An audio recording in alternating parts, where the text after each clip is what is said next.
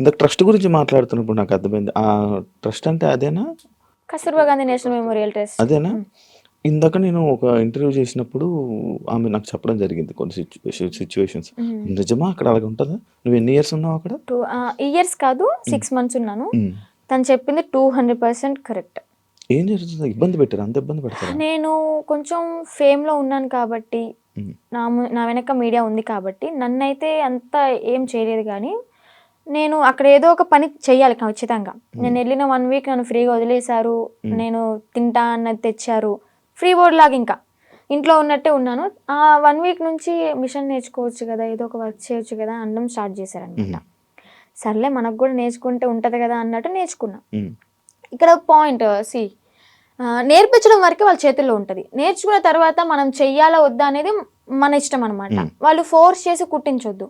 ఇక్కడ ఏం జరిగేదంటే నేర్చుకున్న పనికి మార్నింగ్ 9కి కూర్చుంటే ఒకవేళ 2000 bags 500 bags అలా ఆర్డర్స్ వస్తూ ఉంటాయి అనమాట. ఎక్కడెక్కడ నుంచో వస్తాయి.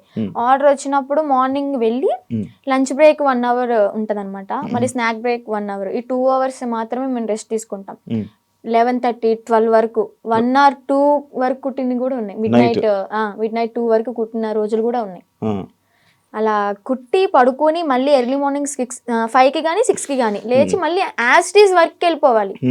వెళ్ళిపోయి బ్రేక్ఫాస్ట్ బెల్లవగానే బ్రష్ చేసి మళ్ళీ తిని మళ్ళీ మిషన్ ఎక్కాలి. ఇలా చేపిస్తారనమాట. అదేమంటే ఏదైనా మనం ఎదురు తిరిగి నా కళ్ళ ముందే జరిగింది. నన్నైతే ఏం చేయలేదులే కానీ నా కళ్ళ ముందు ఏం జరిగిందంటే ఒక అమ్మాయికి పీరియడ్ వచ్చి బాగోక వాళ్ళ ఇంట్లో ఉన్న డాగ్కి ఫుడ్ పెట్టలేదని చెప్పని, అలాగే ఎవరో కస్టమర్స్ వచ్చారు, అంటే డొనేట్ చేయడానికి ఎవరో ఒకరు వస్తారు కదా, వాళ్ళు వచ్చారు టీ కాఫీ వాళ్ళకి తీసుకెళ్లేదని చెప్పని తనని రూమ్లోంచి బయటికి తీసుకొచ్చి కొట్టి రూమ్ తాళాలేసి బయట పెట్టారు. మళ్ళీ ఇంకొక అమ్మాయికి టాబ్లెట్లు వేసి కొట్టారు. వాళ్ళు చెప్పిన మాట వినకపోతే టాబ్లెట్లు వేస్తారు, కొడతారు. నేను చూసా. నేనైతే అబద్ధం చెప్పాల్సిన అవసరం నాకు లేదు కదా. బయటకు రాగానే ఎందుకు చెప్పలేదు అనొచ్చు మీరు. ఎందుకు చెప్పలేదు అంటే నేను అసలే బ్యాడ్ అయిపోయి ఉన్నా.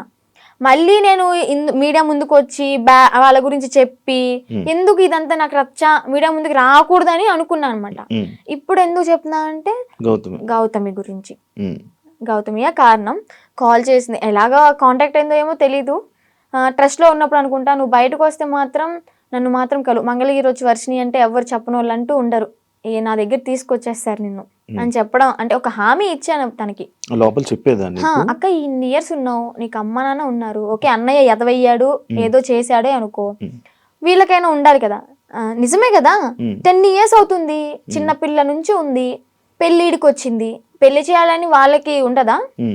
సరే వీళ్ళ అమ్మ నాన్న ఎతుకుతూ ఉంటారు, పెళ్ళిడికి వచ్చింది, వాళ్ళకి కొంచెం ఉంటది కదా చూసుకోవాలని, పంపిద్దాం అడ్రస్ కనుక్కుని పంపించవచ్చు కదా.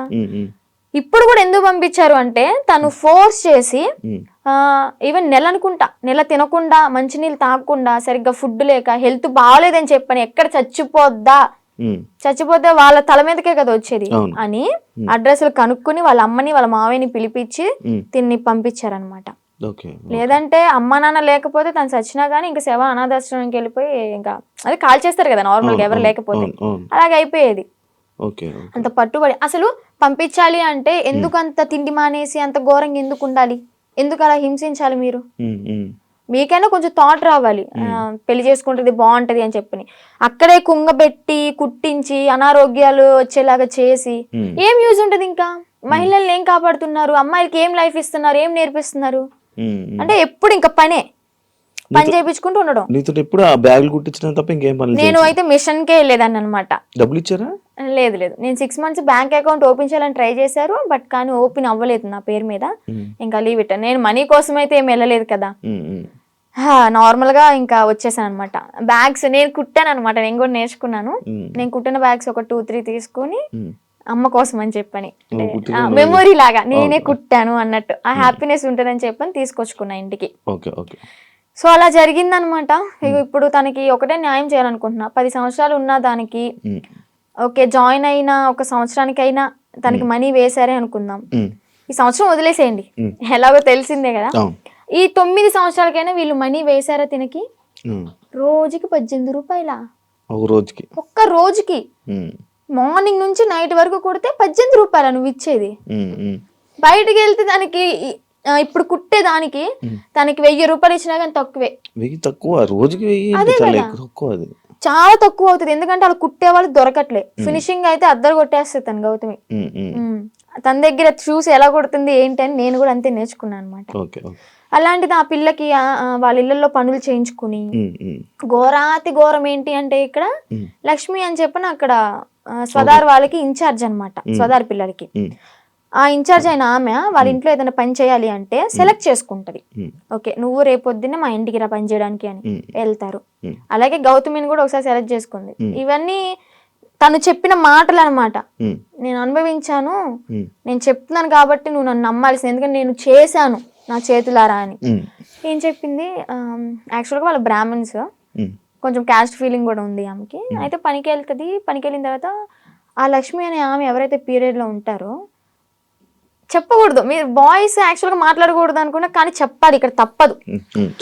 ఆమె పీరియడ్ లో ఉన్నప్పుడు ప్యాడ్ తీసి డస్ట్బిన్ లో కూడా వేయలేదు. వీళ్ళు పనికి వెళ్ళినప్పుడు బాత్రూమ్ కడిగేటప్పుడు ఆ ప్యాడ్ వాళ్ళ చేతులతో తీసి డస్ట్బిన్ లో వేయాలి. అసలు ఏమనుకోవాలి? She's also one of the లేడీనా, అర్థం చేసుకోవాలి కదా. అలాంటి ఆమె వీళ్ళ చేతి ఇలాగ గొడ్డు చాకరీ చేయించుకుని, డబ్బులు కూడా మ్యాటర్ కాదు ఆమెకి, ఇక్కడ న్యాయం ఏం జరిగింది? హెల్త్ ఖరాబ్ అయింది. అరే ఆర్డర్ వచ్చి కుట్టి కుట్టి కుట్టి కాలు ఇంతలావైంది నేను ఉన్నప్పుడే. ఆమెకి కాలు ఇంతలావైతే ఏం కాదులే అన్నట్టు ఆయింట్మెంట్ రాసి కట్టు కట్టి ఆ కాలుకి కవర్ కట్టి మళ్ళీ యాస్టీస్ కుట్టిస్తున్నారు. తనకి 10 సంవత్సరాలు. సరే 10 సంవత్సరాల్లో ఒక 2-3 సంవత్సరాలు నార్మల్ గానే ఉన్నారనుకోండి. వీళ్ళకి కొత్తగా వచ్చిన వాళ్ళతో మంచిగా ఉంటారు, ఒక నెల వరకు ఉంటారనమాట. పాత అయ్యే కొద్ది ఏంటంటే నిజ స్వరూపాలు బయట పెట్టేస్తారు. ఎక్స్పీరియన్స్ కొద్ది ఇంకా మాటలు అనడం, పని చేయించడం, నానా రకాలుగా మాట్లాడడం, ఇంకా బూతులే. డెఫినెట్లీ క్వశ్చన్ చేస్తా. ఇప్పుడు ఒక అమ్మాయి బయటకు వచ్చి ఇంత ధైర్యంగా చెప్పింది అంటే అబద్ధాలు అయితే కాదు, నిజం. అదే నిజాన్ని నేను క్వశ్చన్ చేస్తా. ఒక ట్రస్ట్ నడిపిస్తున్నప్పుడు నిజాయితీగా ఉండాలి. ఆడపిల్లల్ని ఓకే వాడుకుంటున్నప్పుడు వాళ్ళకి తగ్గ డబ్బులు ఇవ్వాలి, వాళ్ళకి కష్టానికి తగ్గ ఫలితం ఉండాలి. ఇప్పుడు ఆ గౌతమి ఏమంటుందంటే, మా అమ్మకి మోకాలు బాగోదు, మా అమ్మకి చూపించుకుందాము, నేను ఒక మిషన్ కొనుక్కుని ఒక బుట్టెక్లా పెట్టుకుందాము, బ్యాగులు అమ్ముకుందాము అనుకున్నా గానీ నాకు ఈ 50,000 ఏం సరిపోతాయి? నేను మినిమం 2.5 lakh ఉన్నాయి అనుకున్నాను. మా అమ్మకి ఓకే 1 లక్ష రూపాయలు పోయినా గానీ నాకు 1 లక్ష ఉంటే 50,000 బ్యాంకులో వేసుకున్నా గానీ వడ్డీ తిరుగుతా ఉంటది అని తను చెప్పింది అనమాట. న్యాయమే, తను అడగడంలో న్యాయమే. ఆమె చేసిన 10 సంవత్సరాల వర్క్ కి 2.5 లక్షలు కూడా చాలా తక్కువ. అదే ఇప్పుడు బయట ఉన్నట్టయితే ఎంత సంపాదించేది కదా. చూసుకుంటే బయటకి ఇంద్రభవనాల్లాగా మంచితనంగా కనిపిస్తాయి అనమాట. ఎవరైనా క్లోజ్ దగ్గర అయితేనే వాళ్ళ నిజస్వరూపాలు బయటపడతాయి. బాగా ఎక్స్పీరియన్స్ అయింది అనమాట, అందుకే చెప్తున్నా. ఆ ట్రస్ట్ కూడా అంతే, చూడడానికి బయట అమ్మాయిలకి హెల్ప్ చేస్తున్నారు, అమ్మ నాన్న లేకపోయినా కానీ మంచిగా చూసుకున్నారు, తిండి పెడుతున్నారు అని చెప్పాను. ఫుడ్ బాగానే ఉంటది, కాకపోతే పని చేస్తేనే ఫుడ్, పని చెయ్యకపోతే పస్తుండు అంతే, పెట్రో అలాగనమాట. లోపలికి వెళ్తే ఇన్ని రాక్షసత్వం బయటపడుతుంది అనమాట. నేను తనతో కూడా మాట్లాడడం జరిగింది, అదే ఇలా సిచ్యువేషన్ జరిగితే నువ్వు కూడా ఉన్నావని చెప్తే నేను ఈ పాయింట్ అడిగా. ఎన్ని రోజులు ఉన్నావు నార్మల్గా అఘోరితో? ఎన్ని రోజులు అంటే ఒక 2 months అనుకుంటా జర్నీ. 2 months journey. ఎటు తిరిగే వాళ్ళు నార్మల్? నాకు డౌట్, అంటే టెంపుల్స్ కే తిరిగిపోయేవాడు. టెంపుల్స్ తీసుకెళ్ళి దర్శనం చేసుకోవడం, పడుకోవాలి అనుకుంటే పెట్రోల్ బంక్ దగ్గర నైట్ ఆపేసి పడుకోవడం. ఫుడ్ అంటారా, భక్తులు ఉంటారు కదా, ఇప్పుడు అంత ఫేమ్ అయిన అతనికి ఆ కారు చూసే, ఆ స్టిక్కరింగ్ అయిన చూసే వచ్చేస్తారు. వచ్చి 500 కానీ 1000 రూపాయలు కానీ, లేదా పెట్రోల్ ఫుల్ ట్యాంక్ చేయించడం, భోజనం వండి తీసుకురావడం, తనకి బట్టలు పెట్టడం, ఇవన్నీ జరిగినాయి అనమాట. అలా చూసుకుంటే రోడ్డు మీద వెళ్ళే వాళ్ళందరూ ఒక 10 ఇచ్చినా గానీ, ఒక 100 మంది 10 ఇచ్చారనుకోండి, ఎంత అవుతుంది? 10,000 1000 రూపాయలు ఎంత అవుతుంది? రోజుకి ఒక 25-30 సంపాదిస్తాను అనుకోండి. అలాగా రోజుకి 25-30. పెట్రోల్ ఫ్రీయే, డబ్బులు ఫ్రీయే, తిండి ఫ్రీయే, ఇంకేముంది ఏసీ ఆన్ చేసుకుని చల్లగా కూర్చుని తోలడం. రోజుకి 25,000-30,000 పడిపోయి నేనే పక్కన కూర్చున్నా కదా, లెక్కెట్టేదానంటే ఒక్కసారి అనుకుంటే కౌంట్ చేసా మనీ మొత్తం. అంటే ఓన్లీ గుడ్లకి వెళ్ళడం, పెట్రోల్ బంక్ దగ్గర పడుకోవడం అంతే. ఇంకా ఇల్లు సపరేట్ ఏమి ఉండేవి కావు. ఈ 2 months లో నువ్వు లేవు. మరి అప్పుడు ఎప్పుడు క్వశ్చన్ చేయలేదా, నువ్వు అడగలేదా? అంటే ఆశ్రమం పెడదాము అని చెప్పని ఇంకేదో ఒకటి చెప్పుకుంటూ వచ్చా. ఇంకా తెలిసిందే కదా, అవును. ఒక నమ్మి వెళ్ళడం, ఆ ట్రాన్స్ లో ఉన్నాము అంటే అతను చెప్పింది దైవం లాగా ఇంక పూజిస్తూ ఉంటాం అవును. అనమాట. నేను ఒకటి చూసా. మధ్యలో నువ్వు వచ్చేసావు. ఈ 2 months గ్యాప్ లోనే ఒక 3 weeks కో అన్నయ్య ఎప్పుడో వాళ్ళు అన్నయ్య తీసుకొచ్చారు. వాళ్ళు మీ వాళ్ళు తీసుకొని రావడం జరిగింది కదా. వచ్చేసిన దాన్ని ఎందుకు మళ్ళీ పారిపోయి వెళ్ళిపోయావా నువ్వు? పారిపోయి అంటే పారిపోయి అనుకోండి, ఆ. అలాగే నా సొంతగా ఏం కాదు అది కూడా. కొంతమంది మధ్యలో వ్యక్తులు ఉన్నారులే, హ్మ్. పేర్లు ఎందుకులే కానీ చెత్త అని చెప్పుకోవచ్చు. అమ్మాయిలు. అమ్మాయిలే, ఆహా. అబ్బాయిలు కూడా ఉన్నారు. ఆ. మా అన్నని చంపమని చెప్పి 3.5 లక్షల డబ్బులు కూడా తీసుకున్నారు చంపుతా అని చెప్పని. ఆ. ఈ విషయాన్ని నాకు అతని దగ్గర ఉన్నప్పుడు తెలీదు, బయటకు వచ్చినాకే తెలిసినాయి ఇవన్నీ. మా అన్నని చంపడానికి 3.5 లక్షలు, ఆ డబ్బులు ఇచ్చేటప్పుడు కూడా నేను పక్కనే ఉన్నా. కాకపోతే వీళ్ళని చంపడానికి అని నాకు తెలీదు, ఏదో విషయంలో ఇస్తున్నాడు అనుకున్నా. అది చంపడానికి డబ్బులు ఇచ్చాడు, అంత అయిపోయింది. ఇంకా సెకండ్ టైం వెళ్ళడానికి రీజన్ ఏంటంటే, ఒక కొంతమంది ఉన్నారు వాళ్ళు ఫోన్లు, నేను నార్మల్ గానే కంట్రోల్లో ఉండిపోయా. మా అన్న మా అమ్మ చెప్పింది విన్నాను మంచిగా. ఇంకా ఓకే, మా నాన్న కూడా చూసి చాలా రోజులు అవుతుంది కదా, మా నాన్న చూసుకుంటూ ఉండొచ్చు అని అనుకున్నా. వాళ్ళు ఏంటంటే మధ్యలో ఎంటర్ అయ్యి ఫోన్లు మాట్లాడిచ్చి మళ్ళీ యాస్టీస్ రిపీట్ చేశారనమాట దాన్ని. Okay, okay. చూస్తున్నారు కదా, చూసే వాళ్ళకి అర్థమవుద్ది ఎవరు చేశారు ఏంటి అని. మనం పేర్లు చెప్పక్కర్లే. దేవుడు అనేవాడు ఉంటాడు, కర్మ అనేది ఎప్పటికైనా అనుభవించాల్సిందే. నేనైతే ఒకటే అనుకున్నా, నా కర్మ ఇలాగా వదిలిపోయిందనే అనుకుంటా. ఏదో జన్మలో ఏదో పాపం చేసి ఉంటే ఆ పాపాన్ని ఇప్పుడు ఇలా తీర్చేసుకున్నాను. అలాగే కర్మ అనేది వాళ్ళు కూడా అనుభవిస్తారు, నాకన్నా డబల్ ఉంటది వాళ్ళకి.